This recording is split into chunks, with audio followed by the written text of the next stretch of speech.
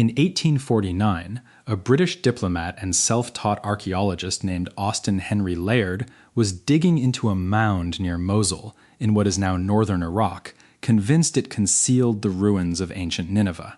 His workers found something better than he expected. Rooms in the collapsed palace of King Ashurbanipal filled almost floor to ceiling with clay tablets, some 20 to 30,000 of them by later counts. Most were broken.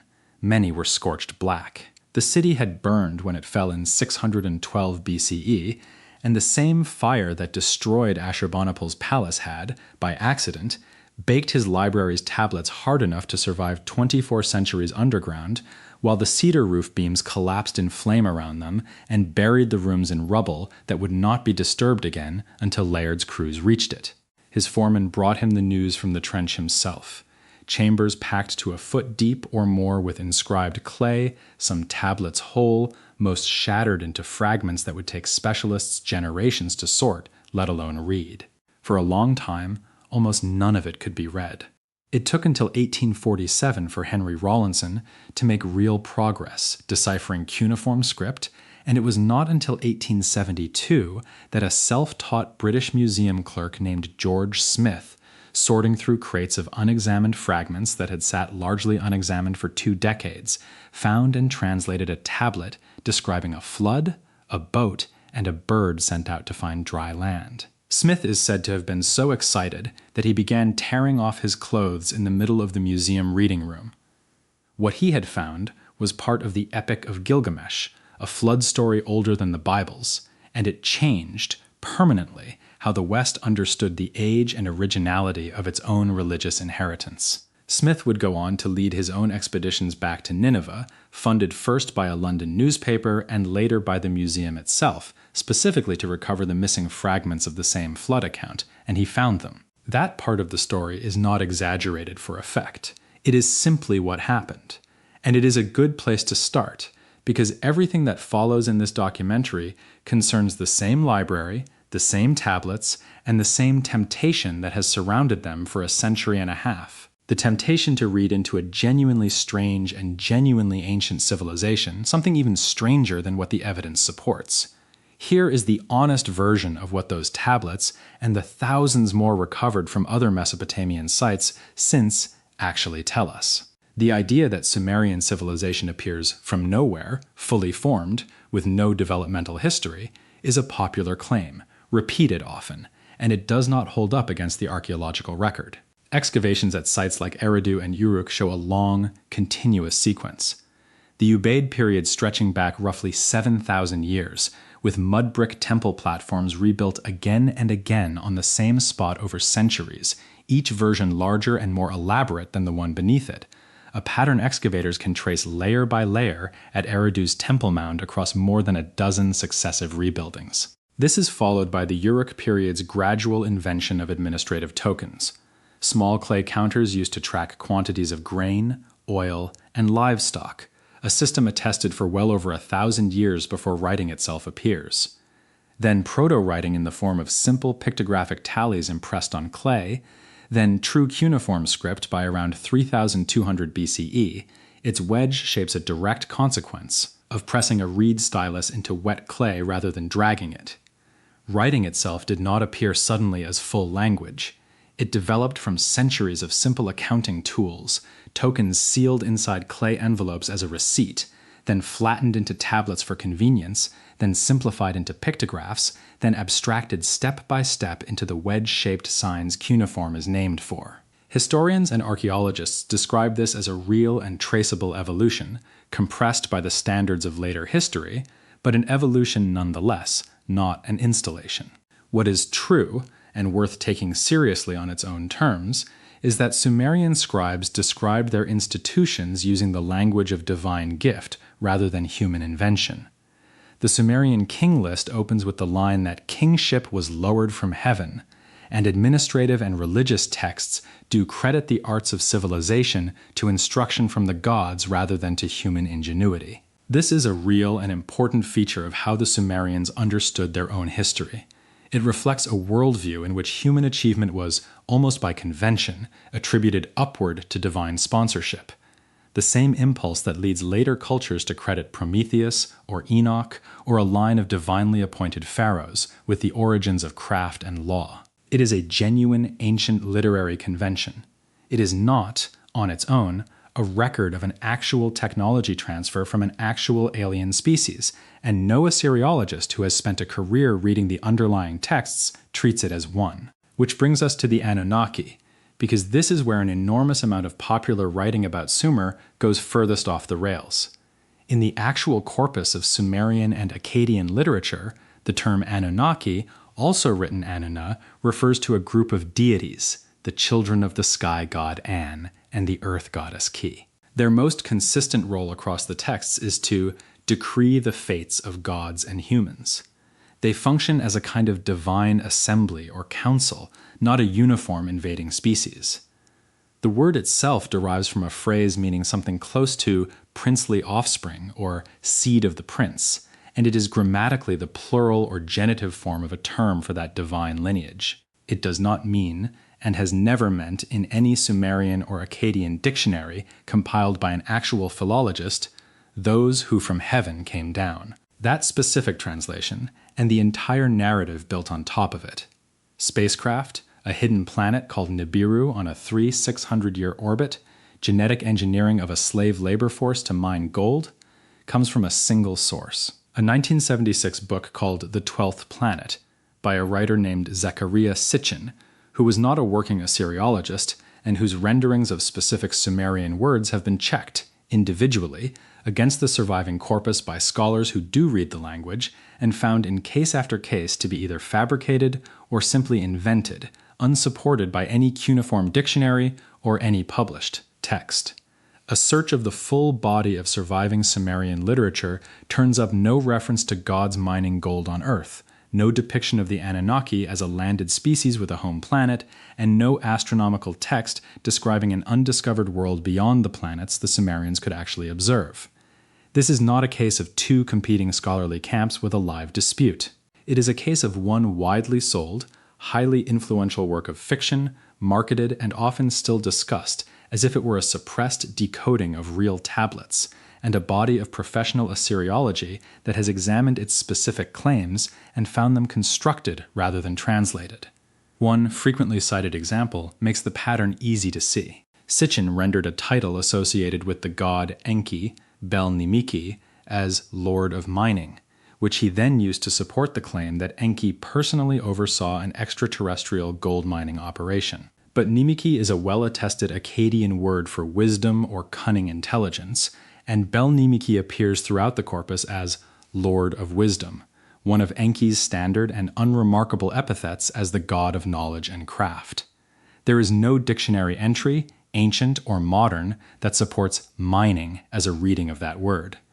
The mistranslation is not a matter of interpretive nuance. It is simply not what the word says. Why does that matter for a fragment like the one this video's title promises? Because the tablet the mainstream will not discuss is a framing built directly on the model Sitchin's work established, an ordinary or partly damaged text, a striking and specific technical vocabulary supplied by the storyteller rather than the source, and a closing suggestion that professional scholars are suppressing it rather than simply not agreeing with an unsupported translation. There is no single fragment in the published Mesopotamian corpus describing Earth as a vessel aimed at the galactic center, bound into orbit as a punishment, mined out, and repurposed. That vocabulary does not appear in any cataloged tablet from Nippur or anywhere else. What we can do, honestly and with real texts, is look at what Mesopotamian creation literature actually says the world's origin was, because it is, on its own terms, genuinely strange enough to deserve attention without embellishment. It is worth addressing, too, the related claim, repeated often in this genre, that Sumerian and Babylonian skywatching was itself too precise to be homegrown, and therefore must have been given rather than developed.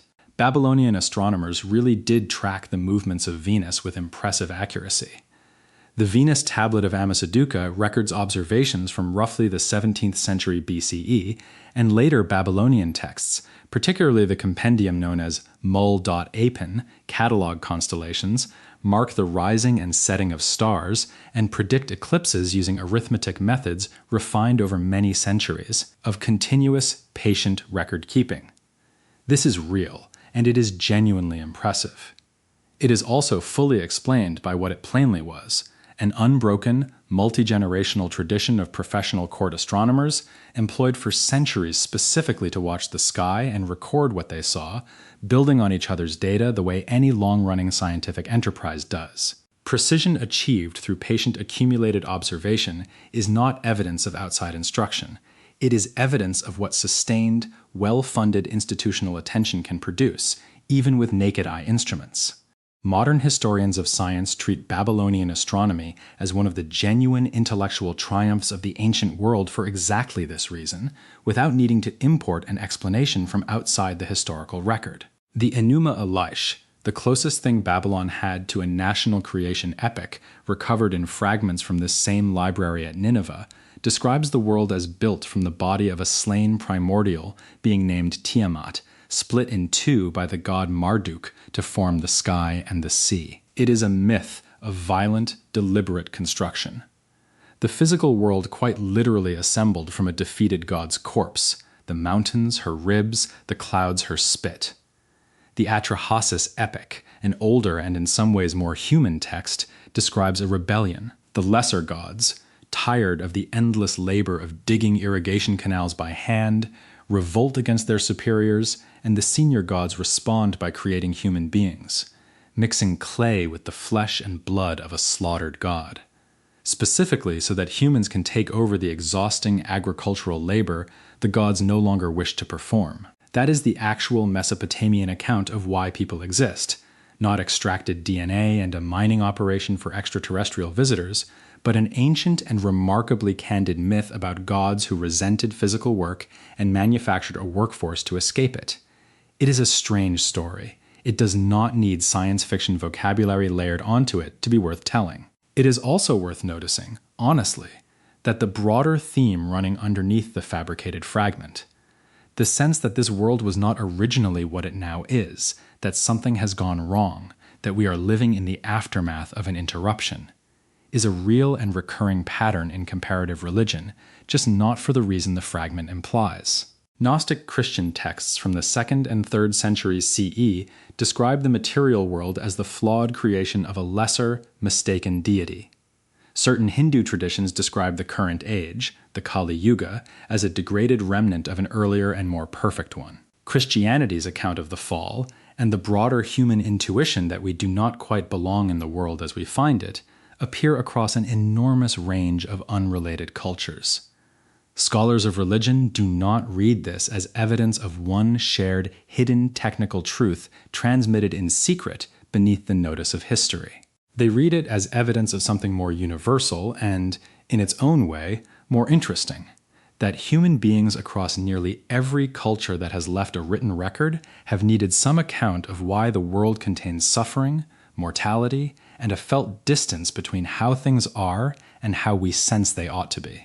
Different theologies answer that need differently, shaped by their own histories and their own vocabularies. Treating the similarity as proof of a single suppressed original event, rather than as evidence of a shared human problem answered independently many times, is exactly the move popular ancient mystery media relies on, and it is not one that comparative religion as a discipline actually supports. It is worth pausing, too, on why a story like the fabricated fragment is so effective, because that mechanism is real and worth understanding even once the specific claims are set aside.